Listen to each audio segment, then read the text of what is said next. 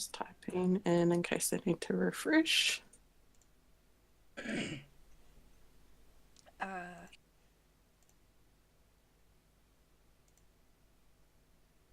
Yeah. Hopefully we have audio. Yay, Halo voice. Ooh. I'm all discombobulated now. So, OBS decided that it was going to disable every single audio device that I had set up.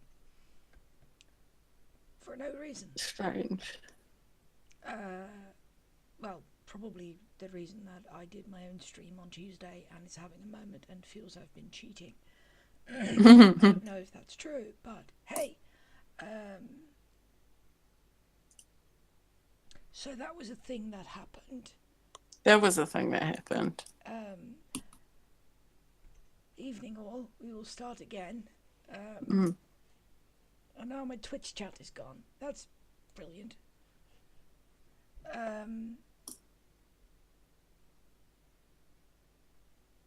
This is going exceedingly well. I'm feeling good about this. Okay, what did we talk about in the moments we didn't have any chat? We talked about the start of the game. Yes. So everybody was standing in the street. Everybody kind of gives, checks in on Caleb over his, okay. Here's a bit of regret over burning a dude to death. Everyone has some sympathy except Bo, who rightly points Yep. out that you did that though. Mm-hmm. Yeah, it they're starting to mesh as a group, which is quite nice.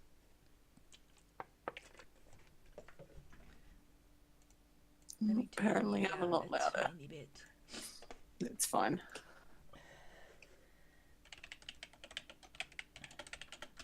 Sorry. Please, please bear with us. We both have plague. It's a plague cast. Click clack, click clack. Mm-hmm. So yeah, we talked about the goggles. The goggles are wonderful, and I do not see enough fan art of Bo with the nerdy goggles. I saw one piece which was a delight and wonderful.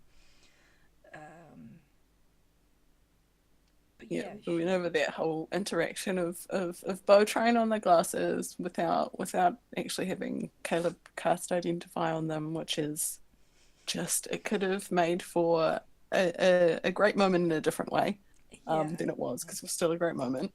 I do wonder if Matt was momentarily thinking of pulling her chain. Yeah, should I just curse this item just Or just for make the it. heck of it in this Yeah. moment? But oh yeah, so that's a useful thing because it means that she's not completely blind anymore in the dark. Mm-hmm. Yeah. Yeah, Which means she's not waiting on Caleb to cast a light spell of some description. which is good because he's always in the somewhat different in the narrative order. Yep. Which makes sense. I mean, wizard initiative versus monk initiative. Yeah. So yeah, it goes around. It goes around. The conversation goes around a bit, and then it just comes down to, I can't do anything right now. I can't cast any spells, but I can do it as a ritual, which I don't think costs anything apart from he has to have that pearl. Yeah. The pearl is the spell casting component of the identify spell. It doesn't get consumed. No, it stays there. Yeah. So we get an interaction that I needed to see this again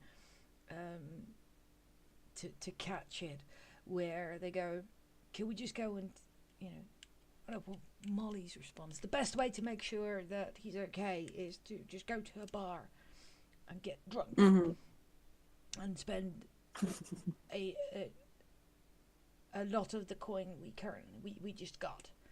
Um, and then he just stands up and yells, going, he's looking for the best bar in this bloody town.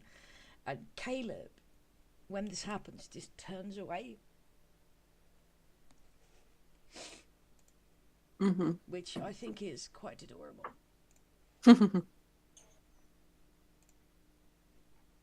Hang on.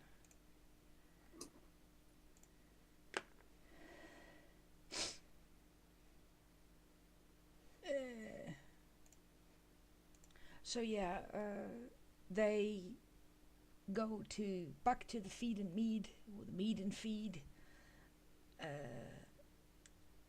and Caleb settles himself in a corner, and everyone buys them drinks. Yeah.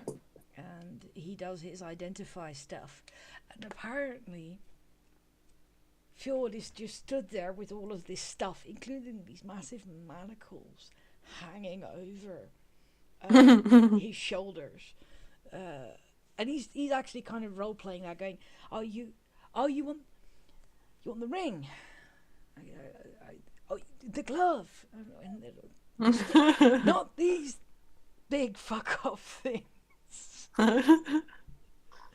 Which I'm like, once you're at a table, wouldn't you just put them on the table anyway, so that he Yeah, can take his choice of things.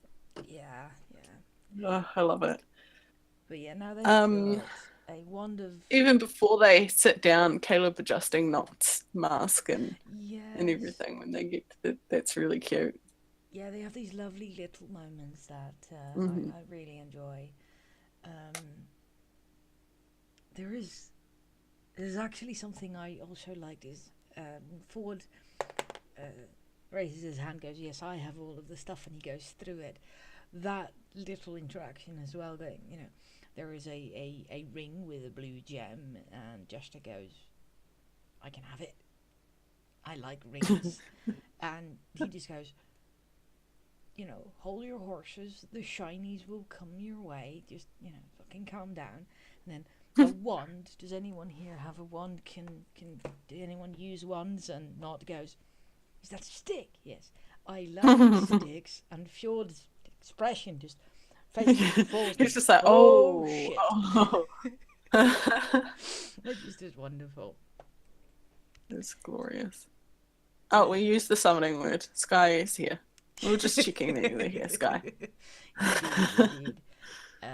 I am fairly certain that Sky and Jester um, are soul twins.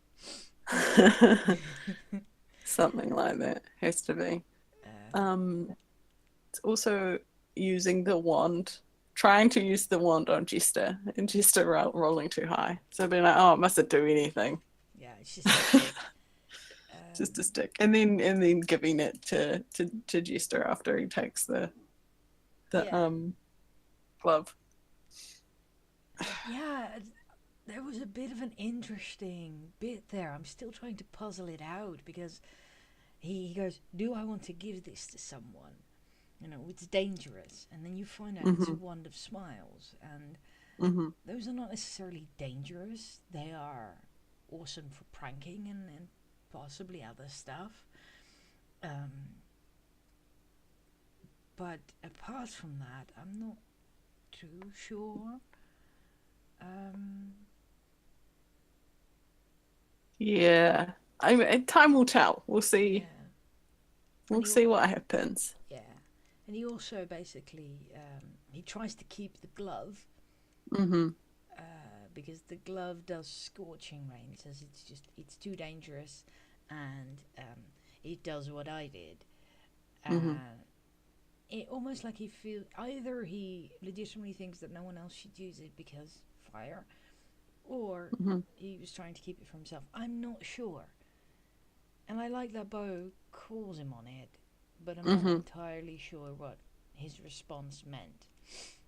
but yeah, that's a so what they've got is a ring of water walking, a wand of smiles, some old, now no longer, some defunct magical manacles, which they're going to use Hmm. for scrap, and the glove of scorching ray, Hmm. and of course the goggles. But we already figured out what Hmm. the goggles do, and it's just Um, wonderful. It's just a lovely little we got loot, and it is. turning that Even into a Molly. character moment. Yeah. Yeah. Even Molly. I've never seen so much gold cross my path. Um, Yeah. and even paying everyone back. That was buying them drinks, Yes, I really like which what was Molly's doing. yeah. I mean, Taliesin has mentioned that he feels that Molly might be one of the most moral characters on there, or might become like the moral compass of Hmm. the group. But I like that. I think that is a really nice touch. Hmm. It is. It was a really nice moment. Um, and even Matt saying a couple of people noticed, but they're not really going to say anything. Mm-hmm. Yeah. What else happened in the tavern? Oh, Jester drawing a dick in Caleb's book. Yes. Why is there a dick in my book? And then saying yes, it must have been not. Probably. Playing a prank on him. Yeah. It's Hmm. just it's lovely. I think that is one. I think this might be one of the episodes I go back to if I feel um, like I want to watch something that I know that is just comforting, and Hmm. it's these character moments. It's these. It's the building of a found family Hmm. friends group that really pulls me in, and I really enjoy that.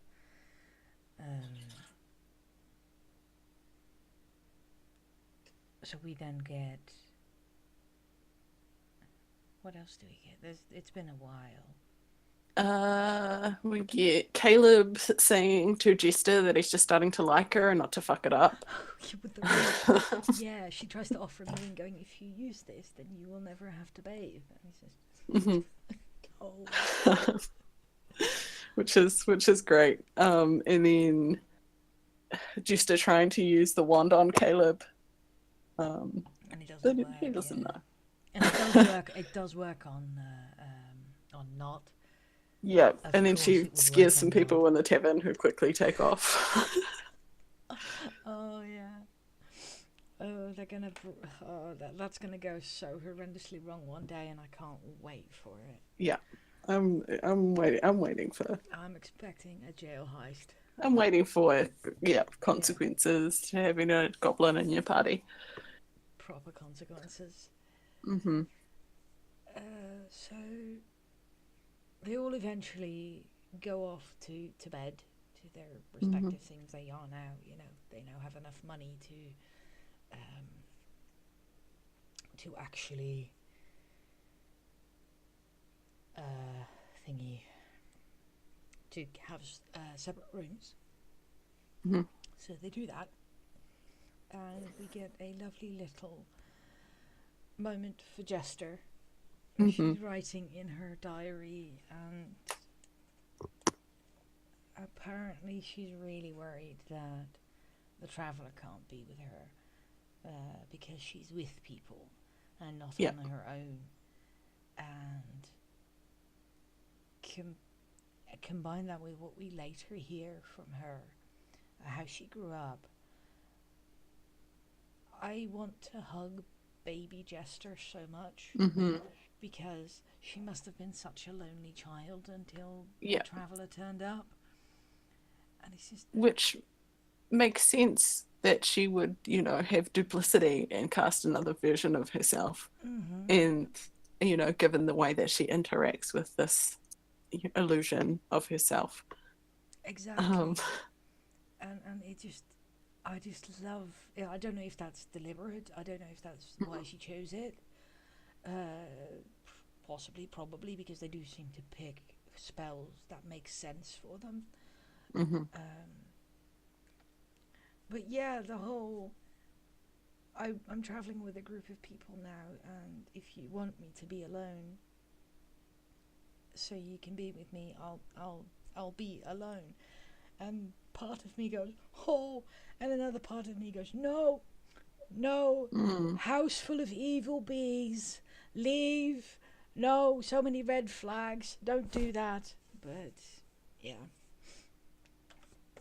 and Bo just kind of going, here, have a tissue, and that whole interaction going, I wasn't looking, but we're in the same room. It's difficult Mm-hmm.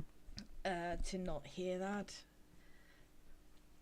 And Is this the same episode as well when Bo buys the room or pays for the room, just like, but we've always been roommates, and then Bo's just like, yeah, come on, like we'll be I roomies, think so. which was just Yeah, like, I think she oh, buys. I think she buys the rooms for everyone. she just buys her own room Yes, no, she does.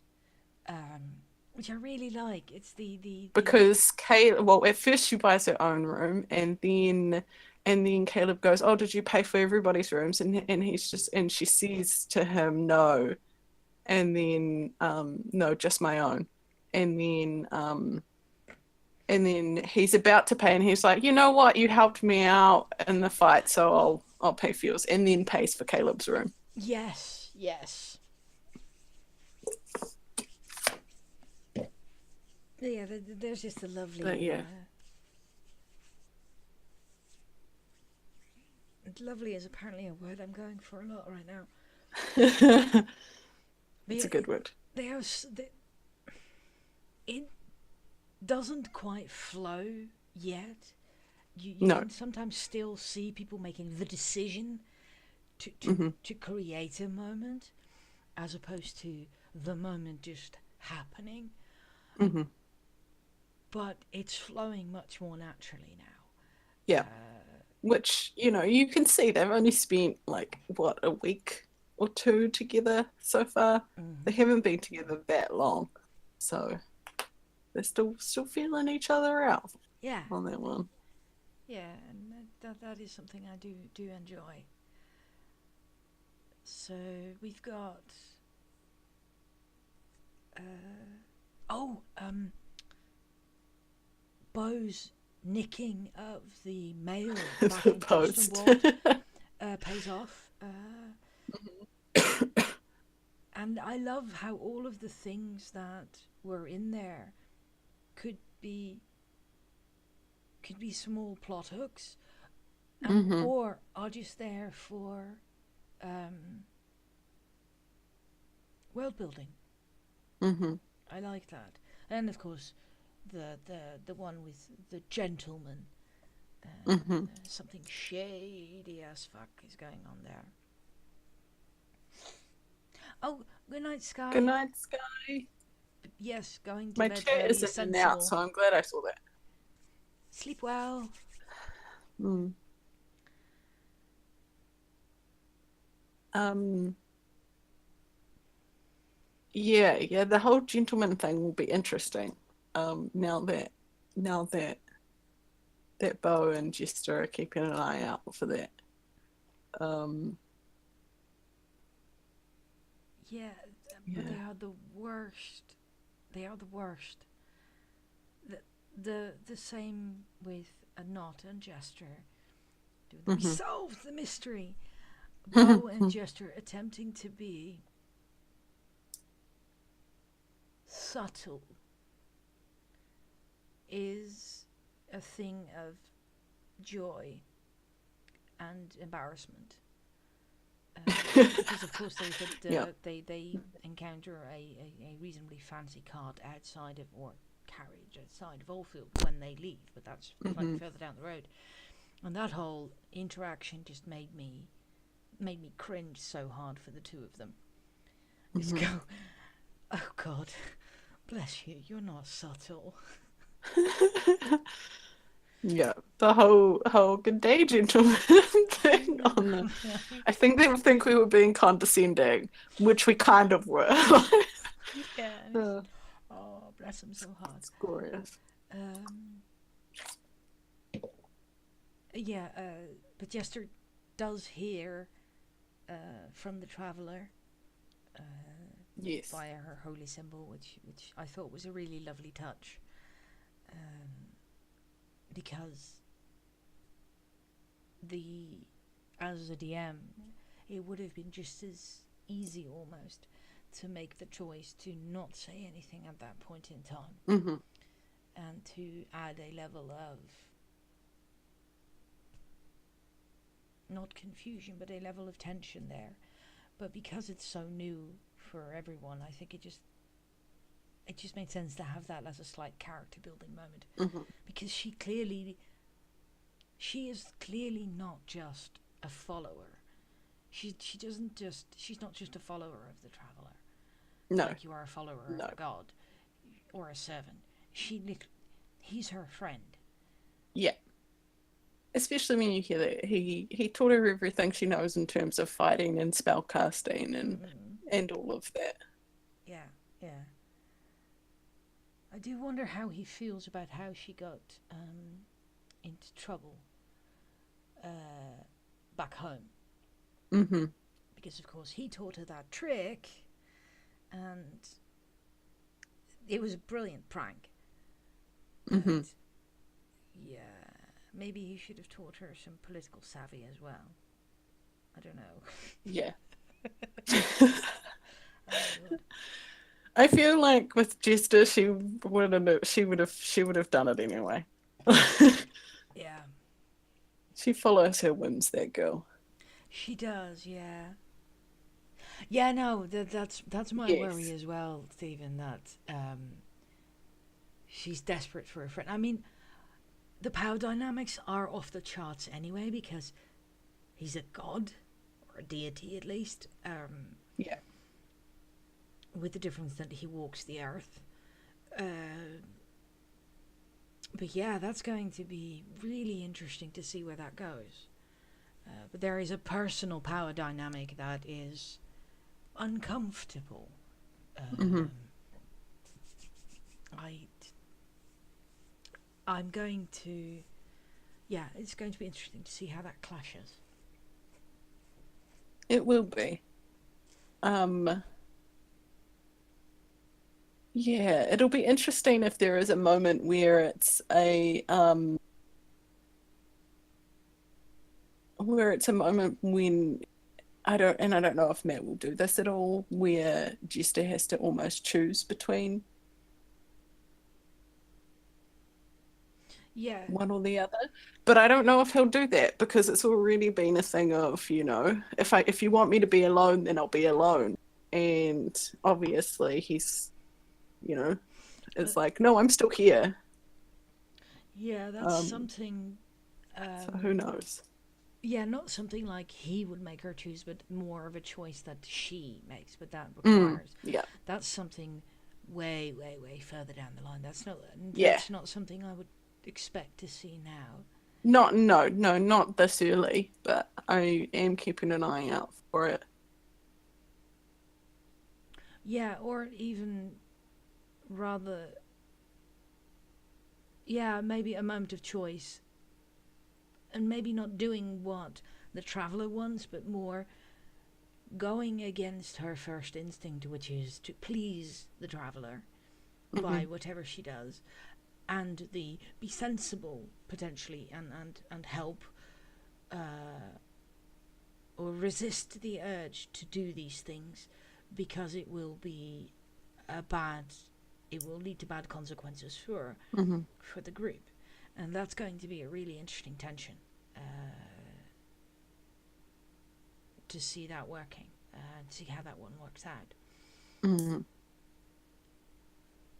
Yeah, Especially when she is the cleric. the reluctant cleric. I love it. Um, we get Frumpkin back. in cat form. Yes. Frumpkin. And then what is it that he tosses across the room? And he's like, I toss it across the room for Frumpkin to chase, and Frumpkin doesn't Yeah. chase it. It's the cheap ring. It's a brass ring Oh with yes, the pearl in it, so yeah, the pearl is yeah, worth because he takes something. the pearl off. Yeah. I remember now. So much for not getting her ring back. Um, and then they take the ears to Bryce, Yeah, in the morning we see more Bryce. Yay, Bryce.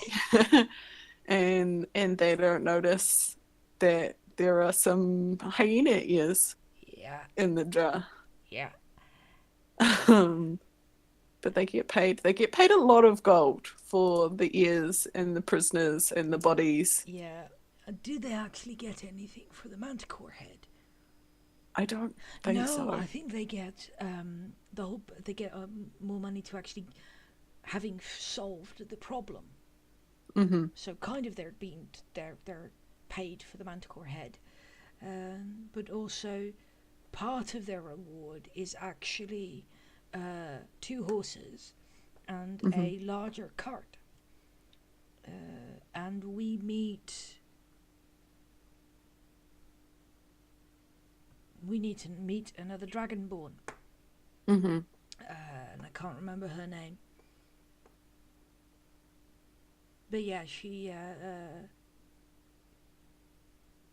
basically shows them the cart and hangs the manticore head on there. It's, here Hmm. have a manticore head. Kind of gives me some Witcher vibes. Yeah. Do Yeah. they get extra bonuses? Hanging it off the side of the cart. Exactly. And they also provide. Price provides the group with the next bit of plot, the next plot hook, Yeah. which is go to the. Oh gosh. The leaky tap Yeah. in Zadash and speak to. Oh gosh. I made a I note. can't remember. Yeah. I didn't make a note, so I can't remember. I've It, seen the first half of the next episode too, so you'd yeah. think I'd remember. I Yeah. didn't take notes on that either. No, no. Meh. So Yeah. we know that they have to go there. Jester Mhm. asks what's the fanciest tavern in Zadash. Mhm. If you say someone sent, if she basically wants to make sure that she can go to the inn where she's asked her other to Yeah. send stuff, and then we get even more wonderful, wonderful plot stuff or character stuff because Jester asks for Starostra, the gnome. It's so good. Yeah, and Bryce And is he kind unsure. of pretty much blackmails. Yeah, yeah. Did you notice, by the way, that from the first time we saw Starostra in episode 6 Hmm. and this episode, the accents Yeah. completely changed. They are so different. They might as well be a different person. which is, I mean, Matt has so much to keep track He of. absolutely does. But I really But liked it's the just, first accent. it's rare that he does slip up like that, though. Yeah, yeah. I don't think he's. No, they've all had consistently Mm. the same voices. But yeah, he's still the same fussy bureaucrat. Hmm. And the bit where Jester asked whether or not she recognized him pays off here because she asks Starostra to write a letter of recommendation to the Academy for Hmm. Ford as a reward. And of course, he's having none of it. Hmm. She tries to say, I know you, and he just attempts to muscle past. And then we hear the Ruby of the Sea says hello. And which her is expression. so ominous, like, just in and of itself. Yeah, and just the way her expression changes from bright and bubbly to Hmm. intent and I will Yeah. fuck you up. It's just, whoa. Like she knows. So in that moment, you know that she has some amount of political savvy. Like she knows what'll ruin a man's career. Yeah. Um, And she's not afraid which to is, employ it yeah. for her friends or people she perceives to be friends. My watch is buzzing at me because apparently I've been sitting down for too long. Stop it. um, It's for a legitimate yes. cause.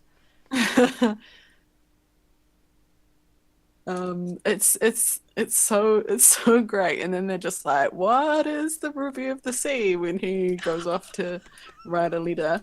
And then they spell out Ford's name for him. Yeah, Ford Tough. Um, yeah, yeah. And then, Travis wants to kill Sam for that. Yeah, yeah. Do you have a surname? No. It's tough. And everyone just dies. And it's just, Everybody does die. oh It's so god. good. And then everyone's like, "Well, who is the Ruby of the Sea? Would I know this? Would I know this?" And you get a couple of rolls. Um, Taliesin's not allowed to roll. You Yeah, wouldn't know. You wouldn't have any idea. yeah, because he was on the other side of the Menagerie Coast. Yep, So, exactly. which I like because your characters wouldn't know all of the things, so it wouldn't make any sense. But yeah, Ford, with his background and having grown up on that side, knows the Ruby of the Sea, and yeah, Hmm. she's a courtesan. Uh, Which I guessed back in episode 6. I have to say, I was yeah, just like, I'm pretty sure this is where this is going, and yeah, my suspicions were confirmed. yeah, yeah. I was thinking potentially a high-ranking mage, Hmm. or potentially knowing the background of the Empire and what's been said, Hmm. potentially a secret follower of a, a god that isn't allowed, like the Traveler. Mm. That isn't. So that's Yeah. that's kind of what I thought might also be the case. But yeah, no, the courtesan, and we hear a bit about how Jester got into trouble in Seneca Dramas, which Hmm. The is Ruby of the Sea is the best lay ever. God, and that's the whole song. That's the Oh, whole thing. nothing more. It's so good. Yeah, And it's Laura just dies. Just after it, she sings it. She's just like, "What did I do?" yeah. Like, She's, oh, uh, they just go with these things and then run into a wall and just rather than rewind, they just go, "Fuck it, it's canon now," which delights me to no end. which it's so good. Yeah. I love it. Um. So what else? We also hear that a bit more about Jester's dad. Yes. And I'm not sure what that is. Is that? Yeah, they fell in love. She got pregnant. He went Hmm. away to build a life together and then never came Hmm. back. It's going Yeah. to be interesting to see what comes after that. It Um, will be like whether that was a true story and that was actually how it happened, or if her mother lied to her. yeah, or Um, if yeah, there never was it was anyone, just like, or he ran yeah. away, or he did Mhm. build a life but then got thrown into jail. I don't know. So Yeah, many options. there are a lot of options. Yeah. I'm excited to see what will come of that. And that would be something that Laura's put in Jester's backstory, Hmm. and that Matt will just be like, okay, this is how it actually happened. Yeah. Um, which will Yeah. be really interesting. It'll be interesting to see. Yeah, it definitely is going to be an interesting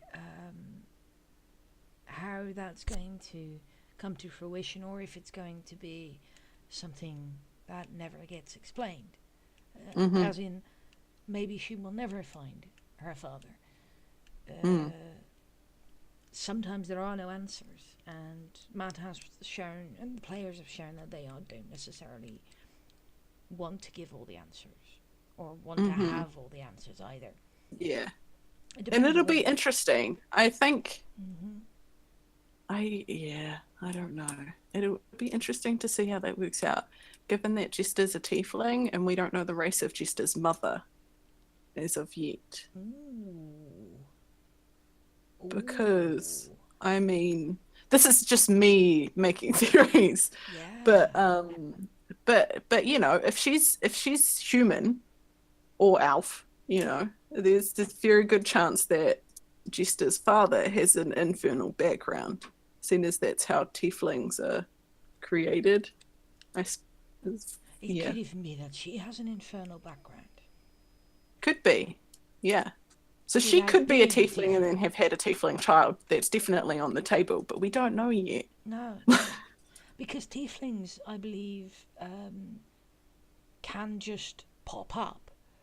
They Uh, can in a bloodline that has yeah, infernal background in even this even day. if your Like, parents are both yeah, seemingly fully human, yeah. it can happen. There was actually a really fun article I read on Tumblr. I think I reblogged it.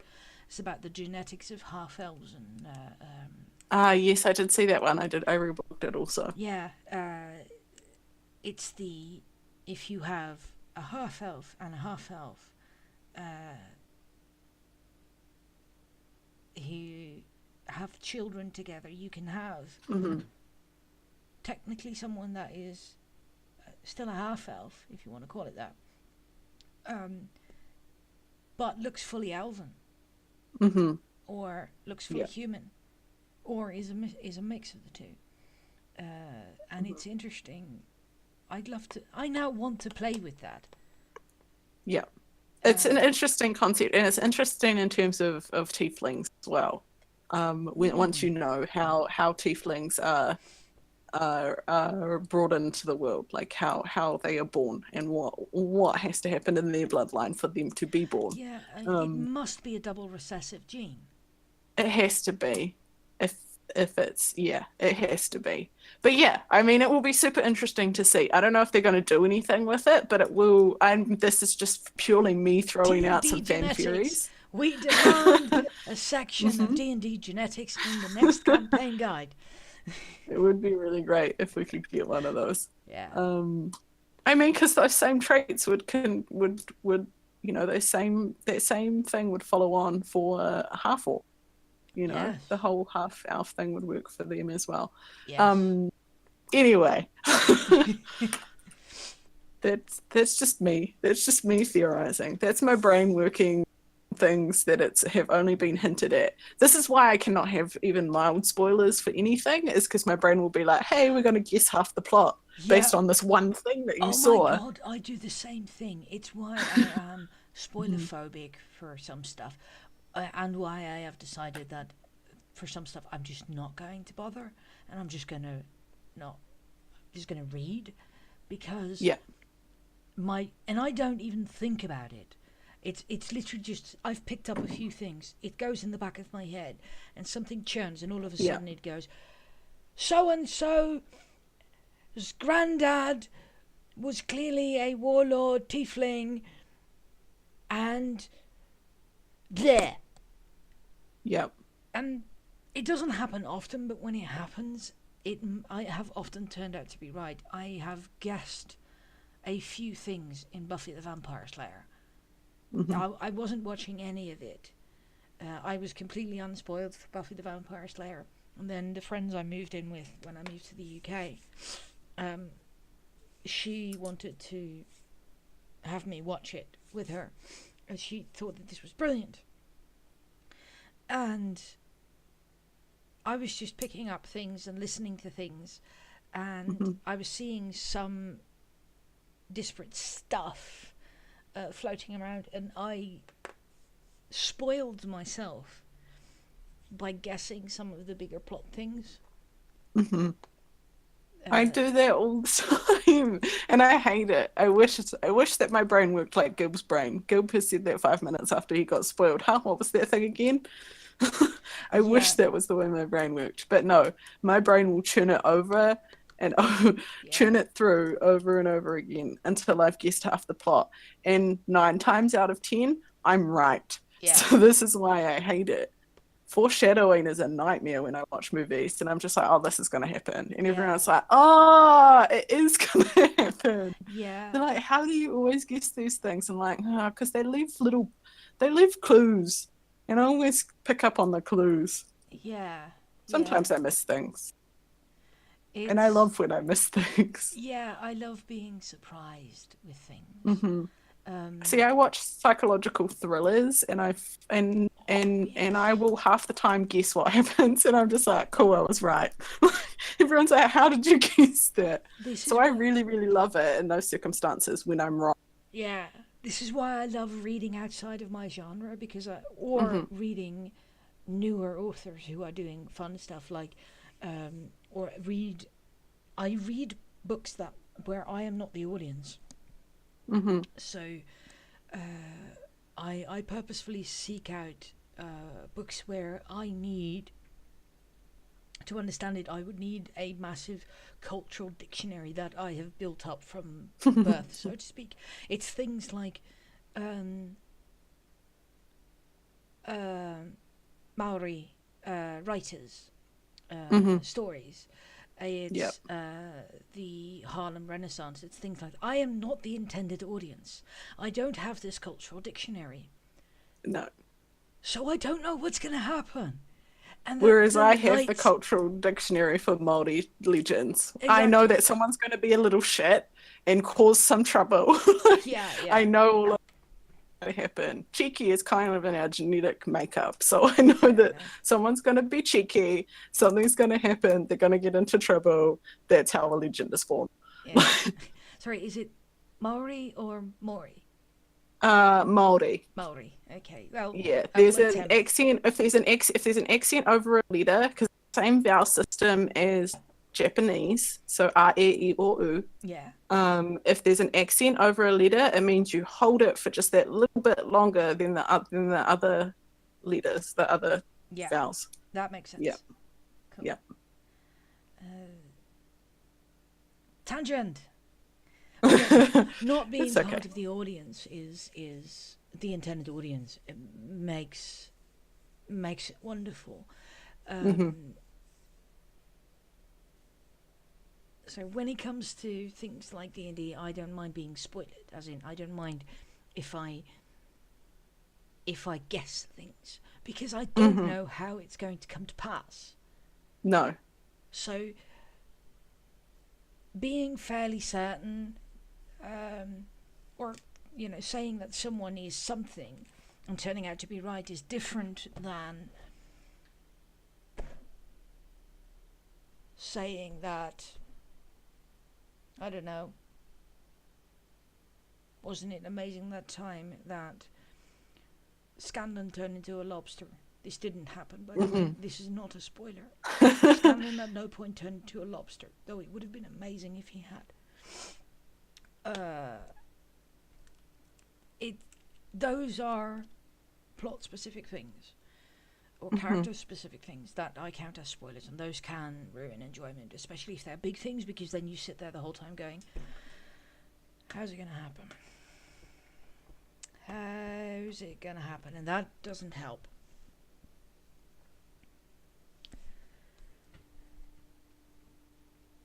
Let's try and get it back on track. Duh, duh, duh. There's a moment when Not doesn't know her age. Talks about not knowing how old Oh she is, yes. which is adorable. And everyone goes, she's a It's little sad. goblin girl, and it turns out she's Yeah. of childbearing age.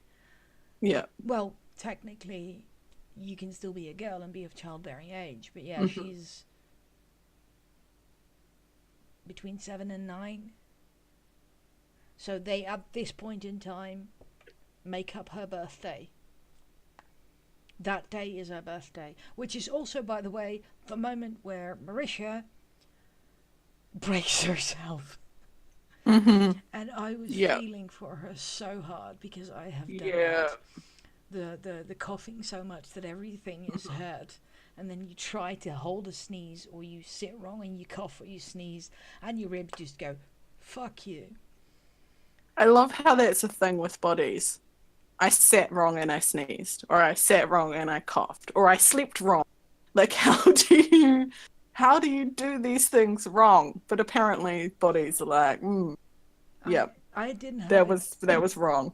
I didn't have it happen this time, but a couple of years ago I had a really bad cold. It was not flu or anything. It was literally a really bad cold, and I was coughing for a couple of weeks. But it was so bad that I actually dislocated one of my floating ribs, because they're soft. They're floating ribs because they are not fully bone. So the bit where it connects at the front with the cartilage, I actually popped one loose. Ooh. And I just remember it being so sore. Look at it, going, I can't see anything. Going to the doctor's, going, it's really painful. And he just kind of pokes, and I nearly punched him in the head. And he went, yeah, that'll go back normal. Try not to cough so much. I've been coughing for weeks. And he went, here, have some cough suppressants. We would like you to not cough up your lungs. Yeah, that would be nice. Thing. Yep. I mean, I once sneezed and threw my hip out of alignment.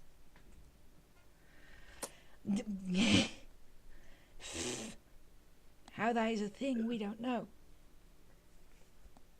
Bodies are weird. They are very weird. So we are all sat there in very much in sympathy for Marisha, who's quietly dying. Well, if anybody saw the text, yeah, and then she had to go walk it off. If anyone saw the tweets about that, about going to the emergency room to get her checked up, and Matt getting locked in the bathroom, if you haven't seen it, it's delightful. Go find it. Eventually, he eventually gets out. Eventually, he goes through the switchboard and gets to the person at the front, the receptionist, who told him where the bathrooms were, to get her to leave him, get him out of the. Been there, done that. It crossed my Tumblr dash. This is the only reason that I saw it. You know, people screenshot all of the tweets and they all get put on Tumblr. Yeah. So that's how I saw it, Stephen. So don't feel bad for not saying it. I think I just saw it because one of the people I followed liked it, so or retweeted it or whatever. Yeah, it was just I loved the fact that they just went, you don't have a birthday. You have a birthday now. This is your birthday. Yeah. 12th of Vasoran, if anyone wants to put that on their calendar. Yes, 12th of Vasoran.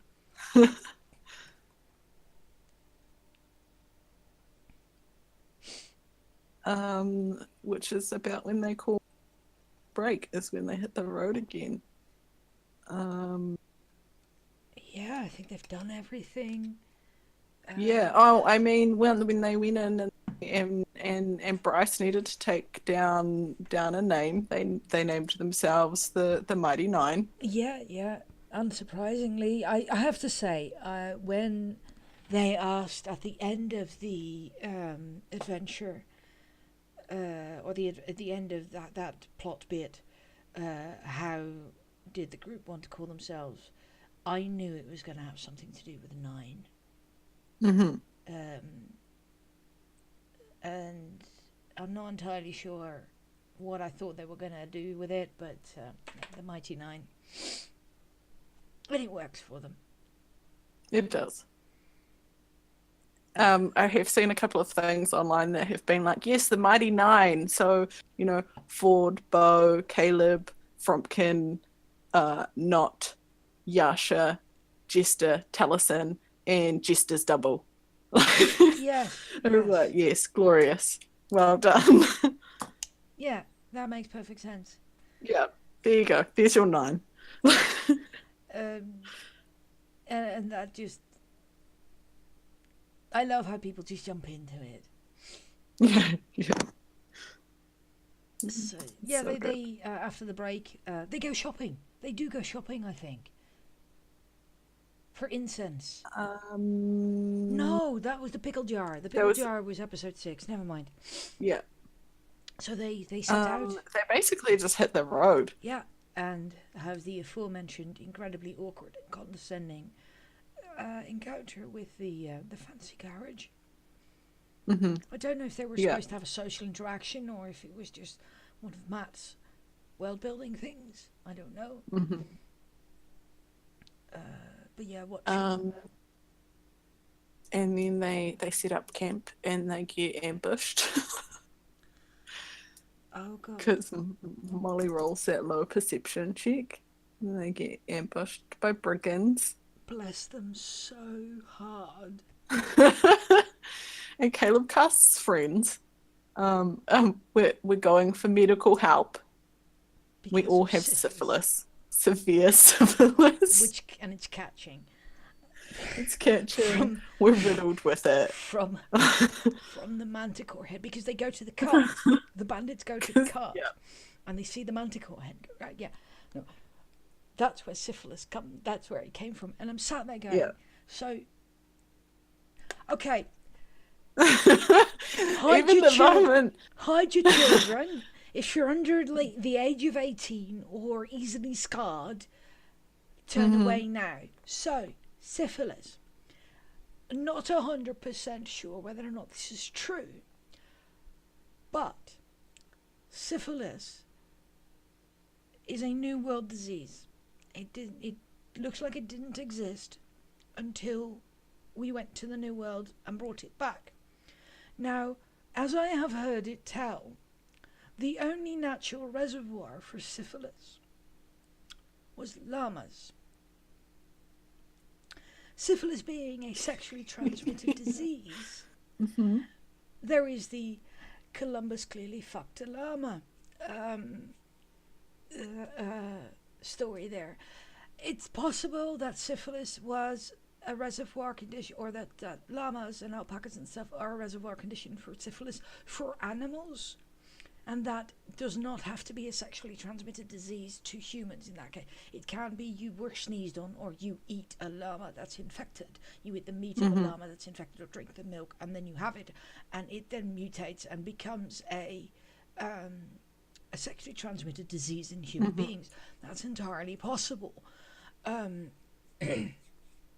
But yeah, so knowing this bit of information, have I drawn you a picture with the manticore head and everyone having syphilis?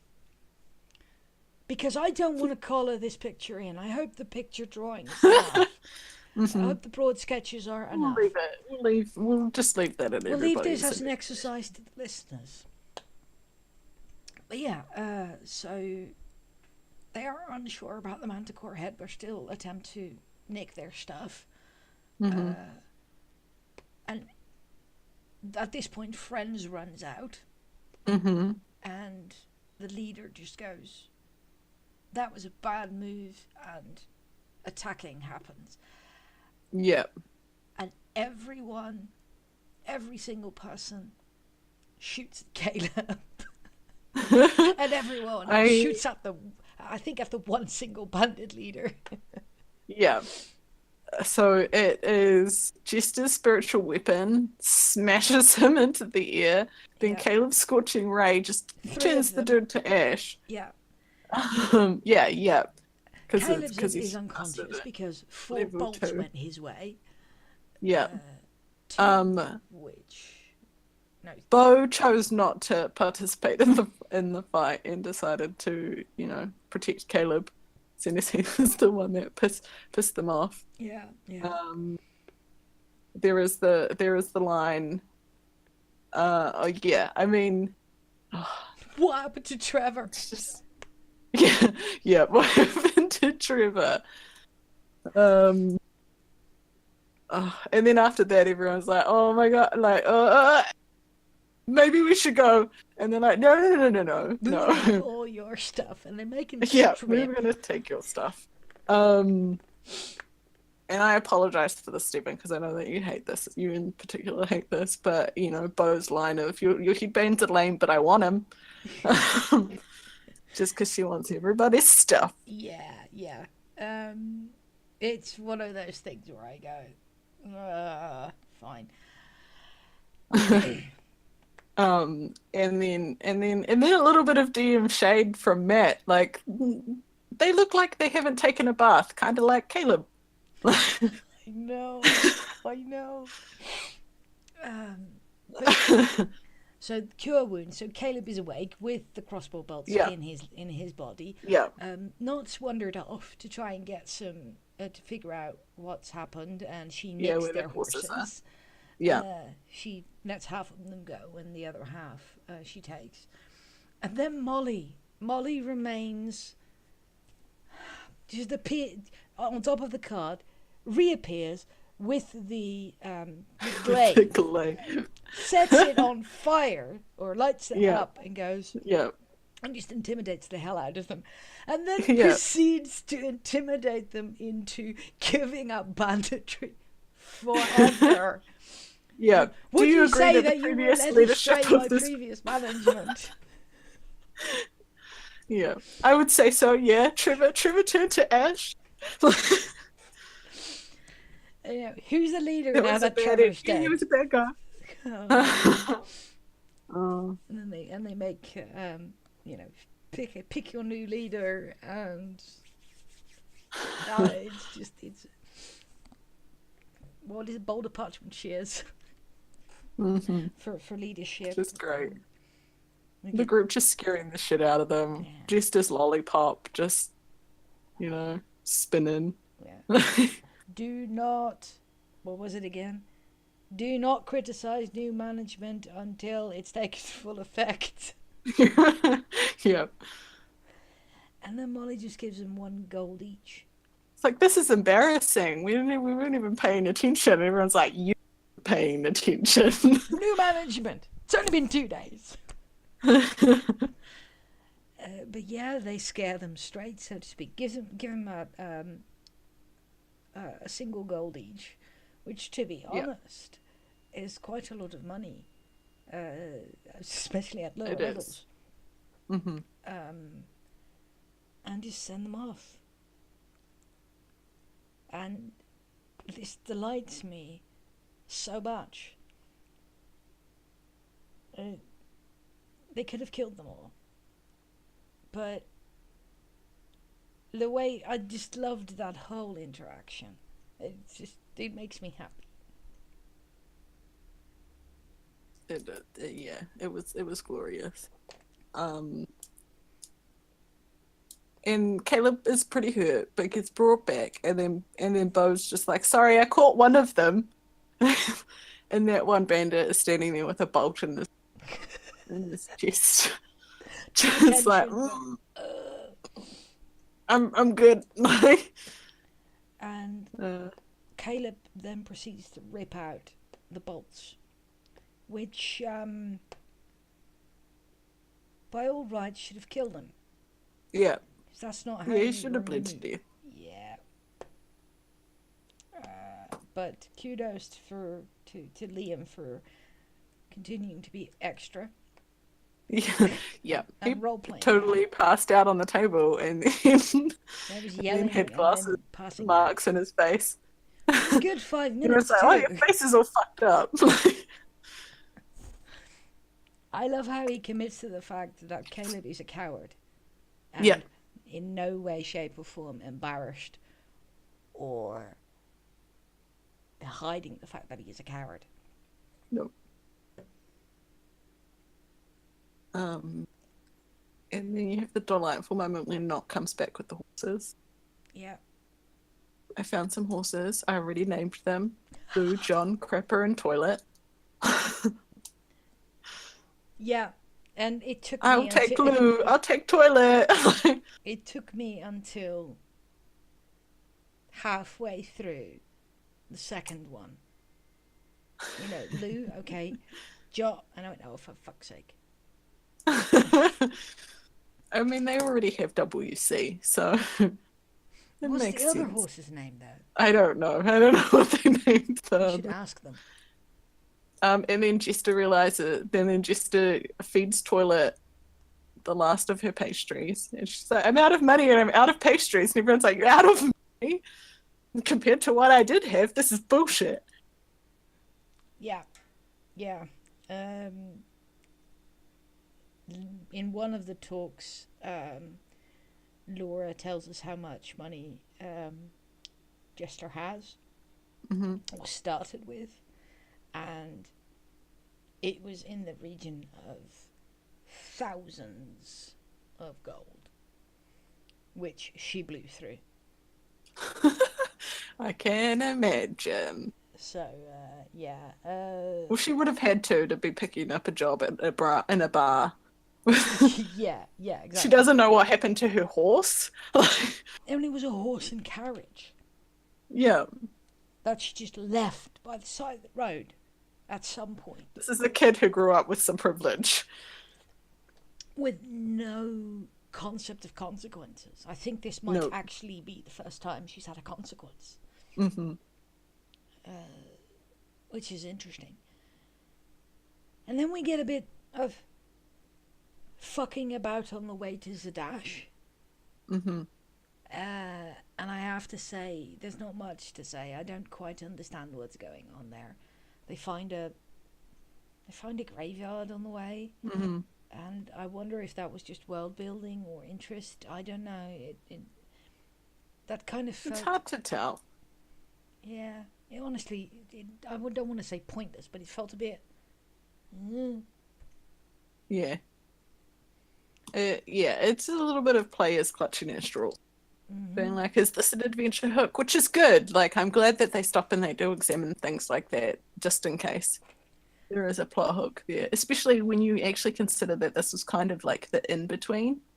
yeah, The in-between their to their, their destination in their last campaign moment. So it makes sense. yeah. Is this the plot hook? Is this where we need to go? Mm-hmm.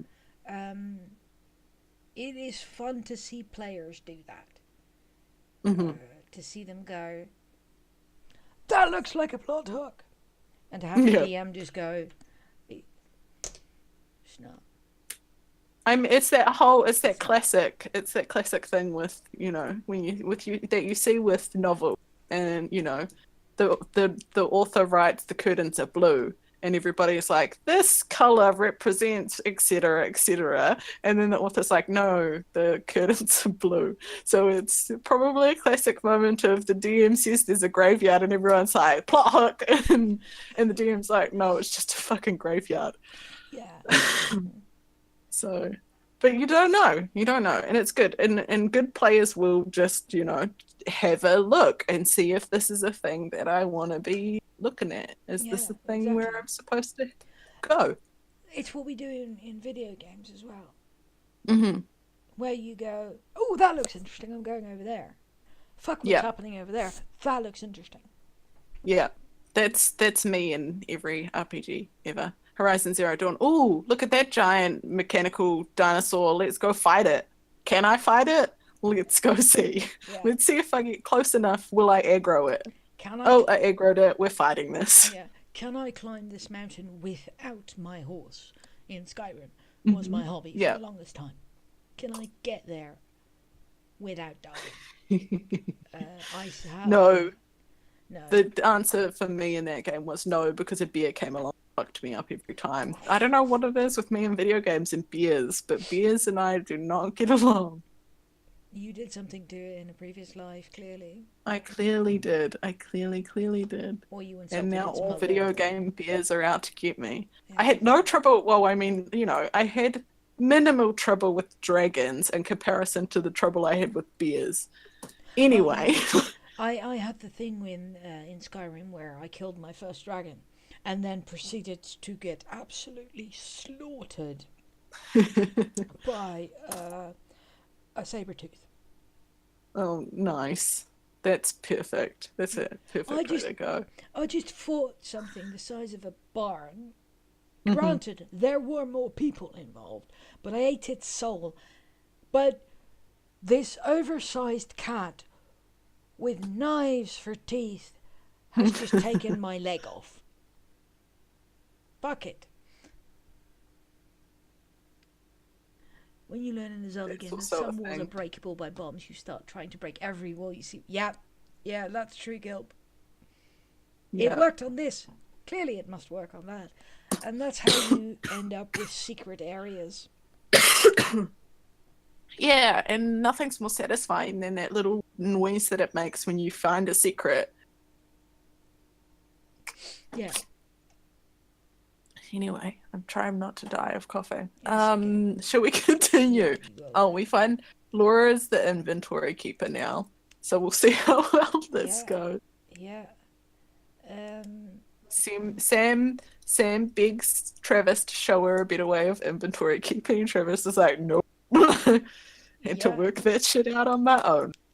yeah. Um, I also did notice this was around the time in the episode that I noticed that Taliesin was wearing a Barb shirt, like a shirt of Barb from Stranger Things. Yes! And I was like, yes, Taliesin.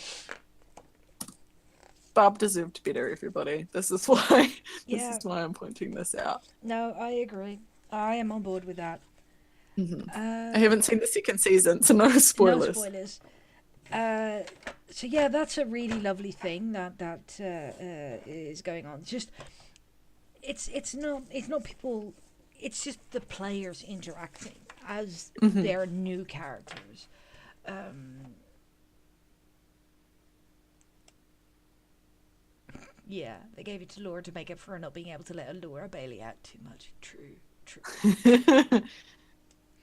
Mhm. But yeah, so after a bit of futzing about, they enter Zadash, and They do.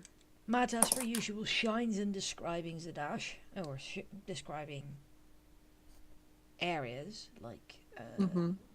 cities and stuff. Um, they encounter very shortly, very shortly after entering the city. They encounter what's his name? I want to call him Elysius Eugene. Elysius. Stangerus? I don't know. Yeah, I want to call him Eugene because he sounds like a Eugene in my head. Okay. They give him two gold pieces. Yeah, to who show is him around, a show him the shady city. piece and not ashamed to admit it, but doesn't lead them astray. I like Hmm. that. I like shady characters who tell you who they are straight up. Yeah. I do also like the whole insight check from Laura, and then Laura's just like, yeah, just is just like, yeah, we'll just keep going, go with this dude, and then Liam's like, insight check on Chester, Yeah. um, Was that the and first then so insight you, check of the yeah, game? The it's the first first whisper. Matt whispers to a player, Yeah. and then the player whispers to another player. Yeah. Yeah. That's absolutely. Yeah, that was wonderful. Critical Role history, everybody. Yeah.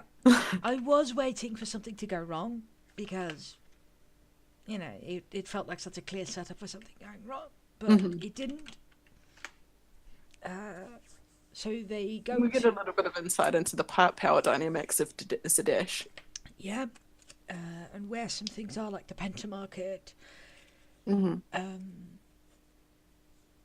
which they don't go to now because it's late-ish.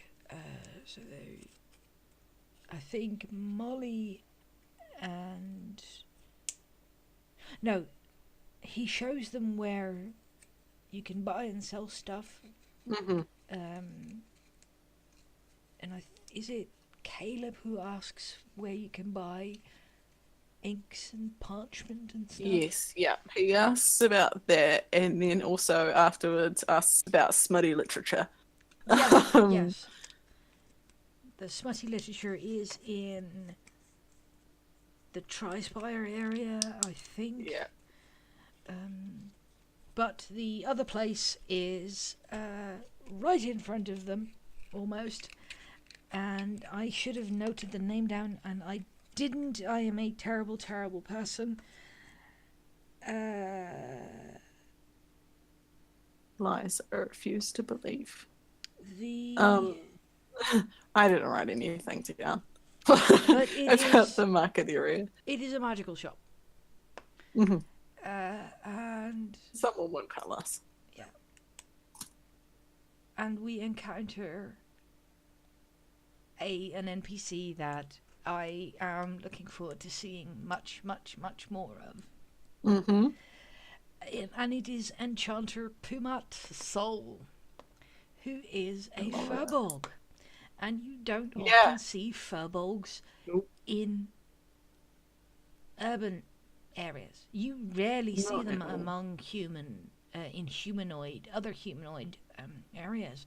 They tend to be very withdrawn, and they tend to be forest creatures. Hmm. The Yep. invulnerable vagrant. That's it. Thank you, Stephen. And Enchanter Pumat Sol is the most laid back, has smoked several spliffs for breakfast, um, surfer, hippie dude that I've encountered so far. I And it love works. I love them. And literally, them is correct because while Yep. Pumat Sol is male in presentation, there are four of them. Hmm. Pumat And I Prime. do love that one of the, like, the main dude is Prime Pumet. Like Yeah. Pumet Prime. Pumat Prime, Secundus, Tertius, and what would the other one be? Which is just It's delightful. It's so good. There's some yeah. glorious moments in there where they'll request something from Pumet and he'll turn I'm around on and that, I'm already on it. and it's just and the whole. This is a respectable establishment, and then he just does prestidigitation on Hmm. Caleb On and just Caleb. cleans him up, and it's just it is a delight. It's so good. And then when they realize that yeah, Sparkly clean Caleb for this time. Yeah, But also when they realize that the other two in there are the same dude and just invokes duplicity. and Pumat Soul is so excited. Look at you. And then finds out it's an illusion. And he's like, oh, that's an illusion. Yes, yes, and talks with Ford and also with Not tries to they buy some health potions and stuff, and Ford and Not tries to speak to them, and he turns around and goes, "I did not mean to disrespect you," and it's just, oh, Hmm. he is so he's wonderful. he's adorable. I do love, like, Travis lost it right near the Yep, beginning of that, and it was full belly laugh from yep. Travis right at the beginning, which was just, it was amazing. Just oh, I just I love love. it when they have those full belly laugh moments. I Those are my know, favorite. and And you there. can see they're so respectful of Matt in of what he can do and what he does at the table and all of the characters that he comes Yeah, up with. And and it's moments to see how much they actually do appreciate it. yeah, and they're giggling. They're absolutely giggling. But Yeah, and it's it's like it's even just the things that the way that Pumat speaks, like comparably respectfully, it's a paltry sum. Like he I speaks like know. that. Oh, and just Pumat, there too. it's the slightly slower way of speaking, and it's Yeah. the um his facial expressions, and It's the it's kind of like the Alcor effect for anyone who's played Mass Effect yes, games. And the it Alcor is. speak slowly, and because they're used to expressing themselves through scent and pheromones, etc., they have to say what emotion they're trying to convey in their speech. It's very, very similar. Yeah, So automatically very endearing to me for yeah, that reason. yeah. It absolutely is, and one of the things I love when players encounter a character and something clicks, Mm-hmm. and this is, I think, the first one where we see an NPC clicking, Mm-hmm. properly clicking. Yeah. And you can see that while they're giggling and laughing, they're there, and Yeah. they fall in love instantly. And it's Yeah. that level of connection, that level of respect they have for the DM, but also the level of trust and the level of joy they find in discovering new people. Yeah. And Yeah. it's just, yeah, It's so good. It's so good, and I just loved that they all just were like, we this is our new Gilmore, yeah, yeah. Uh, which is utterly delightful. yeah, and then there is Jester. All them all, they all going, I want to, trade this in, and puts the glaive on there, going, it's Mm. very garish with the manticore spikes and stuff. Polishing it up, put some nice runes on it, and maybe a few ribbons, and it'll be a nice parade weapon for trade. Or was it? I'll give you 300 gold for it. Mm-hmm. For trade a bit more, and they talk about, what was it? A purse without end, purse of endless bottom. Yeah. Yeah. Um, Basically talking around a bag of holding because Yeah. like, would our characters know what a bag of holding is? Exactly. And then Jester going, right, right, right, and then tugs off the ribbon that you got from the map and tying it around, going, ta-da. Not gonna Yeah. lie, that's adorable. And adds 2 gold to the price. And I like it better. It's cute. I love it. So yeah, so they have I a love bag of holding. Or Yeah, haversack they of do. holding. Yeah, haversack. Have a haversack. That's bright pink now. Yeah, Um, because Pumat Prime comes in and makes it pink. And which is glorious. What's your favorite color? oh, this is I And just then keep it up, me. I know it's Oh, all. I love it. Love those interactions. And then just from a specific DM perspective, when Caleb asks for parchment and ink, and Mhm. then Matt doesn't even look down or anything, it just says, is this for the inscription of glyphs, yada yada yada, and just rattles it down, no pause, no Mhm. hesitation. Or is this for the ink itself being magical? And everyone just goes, he starts talking and everyone just goes, whoa. If the table goes Whoa. quiet, it's glorious. Yeah, so Caleb explains he's got these 2 scrolls that he wants to put into his book, and he's, that's some wizard, whatever. And Yeah, it's just, some wizard oh, yeah. I mean, I love Bryce because Bryce Mhm. is close to me from a Mhm. personal perspective, and I have loved a lot of the NPCs that have come in, but Mhm. more as a these are. But this interaction I want to see. Mhm. The This is an Insta fan favorite. yeah, yeah. And I don't know what it is. Yeah, I just love it. It's just, yeah, it's gonna be fun. Yeah. And to round our episode off, it was me and Bo who weren't in this store, who were out shopping together for mulled wine, and then also buy Justice and pastries, Yes. which she shares out a little bit, and then they go to the Leaky Tap where they're gonna stay, and that's as they're entering, that's where the episode ends. Yep. With Laura saying, it's so nice that you guys bought me some pastries. I know. It's It was wonderful. cute. Yeah, it was very cute.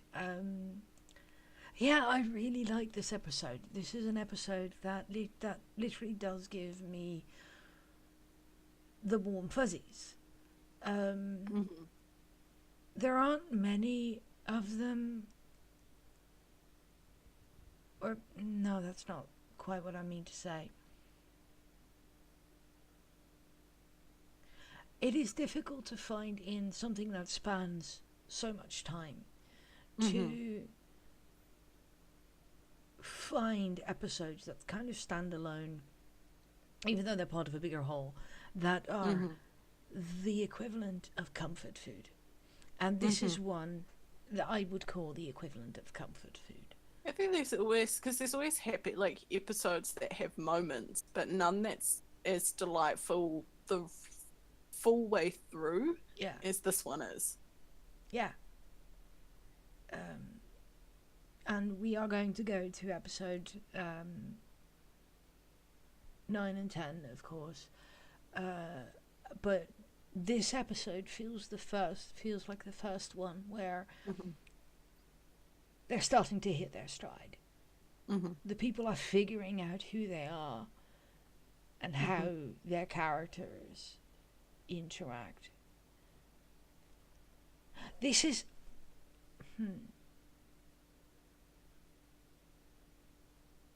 it's either this one or the next one where Bo and Jester go. No, Bo and Molly go. Come, oh obnoxious one. Hmm. It might be the next one. I'm not entirely I sure. think it's the next one. But yeah, they're leading into who they are, and this is where it starts to click. And I can't wait to see what they do next. Yeah, I can never wait to see what they do next. I'm always excited to see. Definitely.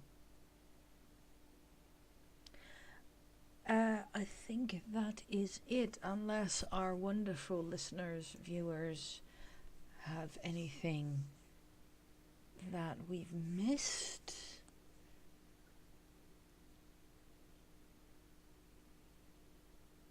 I think we've talked about all of the. Oh, yes, I wanted to mention something. I am not sure if they're in here. Give me a second. The books are good.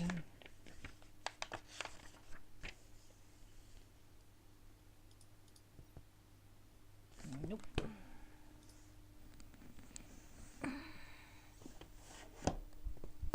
Doop-de-doop-de-doop. This is exciting for everyone listening to me do the Turn stuffs. pages. No, I didn't want to. Oh, God.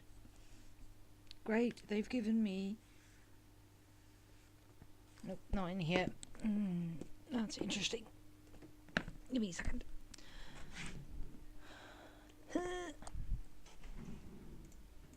Not really on the episodes, to be honest. I keep thinking about game mechanics a lot lately. What game mechanics are you talking about, Gil? I'm always happy to have a game mechanics conversation. Yeah, go. Hit us. Hit us with your game mechanics.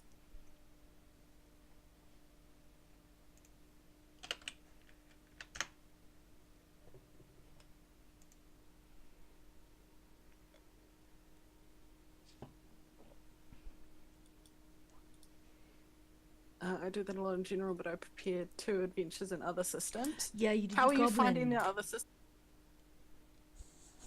Because that's always a thing that I'm interested in. How the other systems. There are other systems that do combat a lot better. I know. Mm-hmm. Will do action sequences if they have those a lot better than what they do in 5th edition. I do believe that 100%.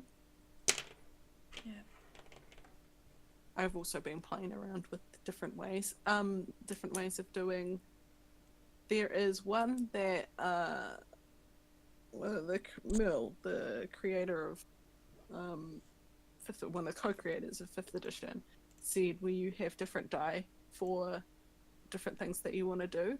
So like a spell would be a d6, for example. I can't remember what it is exactly, but like a d6 for a spell, and then depending on the level of spell, that die goes up. And then cantrips are a d4. So if you want to cast a cantrip, then you roll a d4. If you want to move, then you roll a d6. And then you roll all of those die that you pick out for what you want to do. If you spell, if you want to do a bonus action, if you want a movement, you roll all of those die for those three things. And whatever that is, that's your initiative order for that round. And Yeah. in the next round, you re-roll those things based on what you want to do. So if you're like, I want to attack this person, then it's it's an interesting system which I'd like to test out sometime, but it's also difficult. I mean, it means it's a lot more. I think for an IRL game, it would be fine if you had people at a table with you. It wouldn't be as difficult as if it was an online game. Yeah. That particular pattern. I don't know. I like little cheats and things like that. I've also been looking at different experience. They had an what's it called? The release things that they do. I can't remember what they're called. Unearthed Arcana. They had an Unearthed Arcana when they talk about different ways of giving XP, so it's not just combat. So that it's you get it for equal parts social interaction and exploring as well as combat, so that you can split it between those things. Yeah. In a way. So there's enough Unearthed Arcana that gives you some tips on doing it that way. Guild, the not enjoying combat as much unless you can do something else than just attacking. Yeah, absolutely. There is combat is tricky. We've talked about it before, where combat bogs things down, and anything that I personally, as a DM, can do to speed up combat or keep it interesting, I will do. I will much rather take away monsters and add a different challenge than to have it just be hitting things with bricks until stuff dies. It, not to say that the other side isn't valid, but yeah, it's not necessarily fun to play. It bogs you down, especially if that is not to the interest of your players. Then it's a good thing to look at how you can speed it up or do other things. Oh yes, so the Furbolg. Yes. The Furbolg are a giant kin. So they are related to giants. Yep. They are usually lawful good, or neutral good. They can live a very, very, very long time, and they are mostly outside of society. They are reasonably close to nature. They are firm believers in charity. They tend to distrust outsiders. So Pumat Soul is very much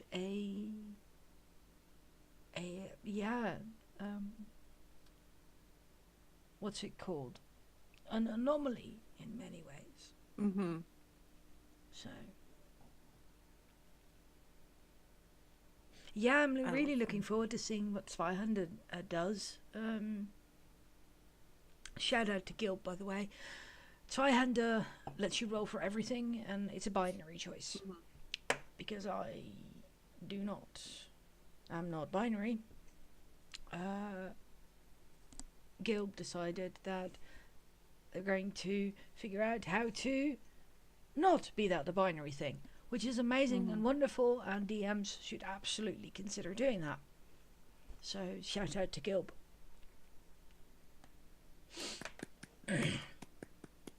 Applause, thanks. applause. But I believe that is mostly it. There are no other things that I can think of for this episode. I'm looking forward to the next one. And the next one, and the next one. And the next one. Yep. Next week I will be there, but due to some personal circumstances, I will just be driving the podcast or vodcast. I will be in chat. I will be engaging via chat rather than talking. So it will just be lovely Hayley and Bit on camera, so to speak, doing the talkings. I still don't know what my roster is, so stay tuned for Stay tuned for when we're going to do that. And apart from that, everything is going to be announced as and when. Hi Sue. Bye Sue. We're literally Bye. about to stop. Bye. So, where can you find us? You can find us on the Twitters, on Role Perception. You can find me at Sassifet25. You can find Hayley at Hayley Terry 11. Yeah. You can find Bitraptor at Bitraptor. You can find us on our Discord. Come and join us. Show us your fan arts and the fan art that you love. Hayley, you are part of Quest Complete. I am Plug. part of Quest Complete. Quest Complete is an amazing, inclusive community that we have online that runs D&D games. There's things that are a little bit up in the air because a couple of us have got full-time jobs now. So yeah, if you interested in DMing and you want to jump in there and have people sort you out a group and of players and etc, jump in. Or if you want to play, there's a bit of a waiting list for games at the moment, but good things take time. I have recently joined as a DM. I am doing DMing things, and I will start posting stuff on the notice board. Which is super exciting. Real soon now. But we'll have to see. But yes, that's it. Yeah. Just if you want a link, just drop me a message on the Twitters or on Discord or wherever, and I can get you one. Exactly. Out of trouble. And we will see you all throughout the week on various Discords and various streams. And we will speak to you again next week. Thank you very much for hanging out. Bye. Bye.